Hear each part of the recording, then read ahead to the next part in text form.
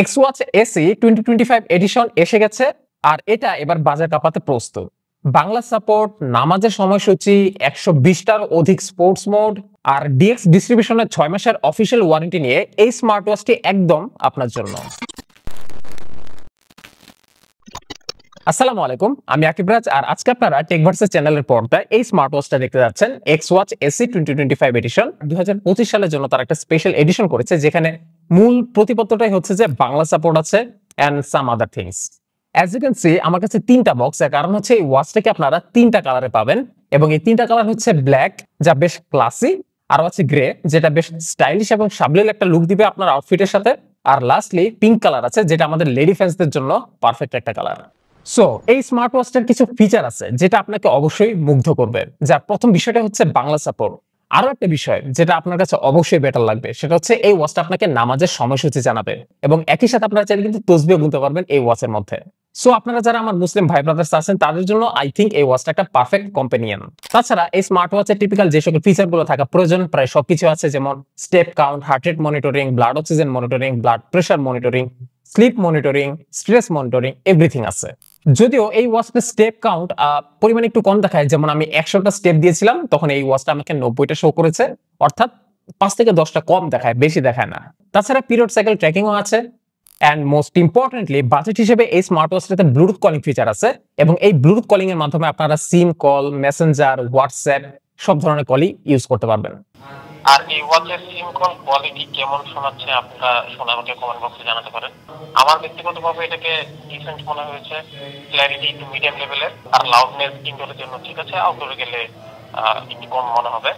আর এই Bluetooth calling এর মধ্যে একটা ফিচার আছে যেটা আমার পার্সোনালি খুব ভালো লাগছে, সেটা হচ্ছে যে আপনার ডিভাইসে যদি কারো নাম সহ সেভ করা থাকে এবং সেটা আপনাকে এই ওয়াচের কি বলে ফেভারিট কন্ট্যাক্টে ঢোকানোর প্রয়োজন নাই, কল আসলে সে নাম দেখাবে।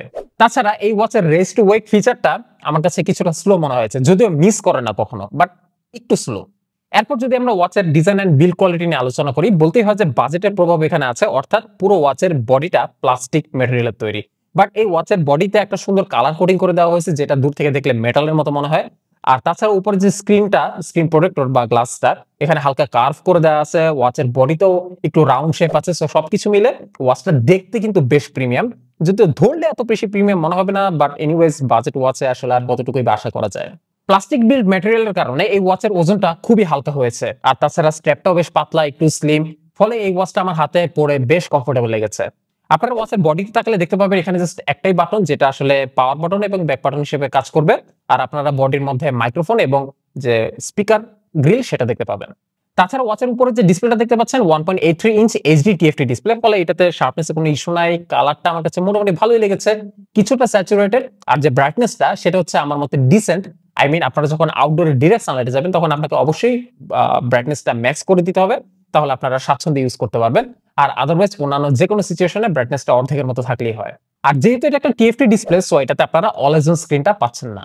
আর লাস্টলি বলতে হয় যে এই ওয়াচের ভেতরে 230 মিলিঅ্যাম্পিয়ার ব্যাটারি দেওয়া হয়েছে, যেটা আমার মতে একটা টিপিক্যাল অ্যামাউন্ট। এন্ড এই ব্যাকআপে আমি ওয়াচটাকে সবকিছু ইনেবল করে, মানে ব্লুটুথ কলিং, 20 মিনিট অন্তর অন্তর হার্ট রেট মনিটরিং, এই সবকিছু ইনেবল করে দিয়ে আমি এটা থেকে সলিড 2 দিনের একটা ব্যাকআপ পেয়েছি।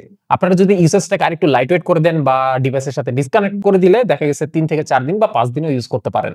এই ওয়াচটিকে আপনারা কন্ট্রোল করতে পারবেন দাফিট অ্যাপস এর মাধ্যমে। এই অ্যাপস এর ভেতরে এই ওয়াচটিকে আপনারা চাইলে ওয়াচ ফেস চেঞ্জ করতে পারবেন। ইন্টারেস্টিং ফ্যাক্টর হচ্ছে যে ওয়াচ ফেস কালেকশনটা আমার কাছে ভালো লাগছে। এখানে যদিও কোনো অ্যানিমেটেড ওয়াচ ফেস নাই, বাট যেগুলো আছে এগুলো প্রায় বেশ সুন্দর সুন্দর দেখতে।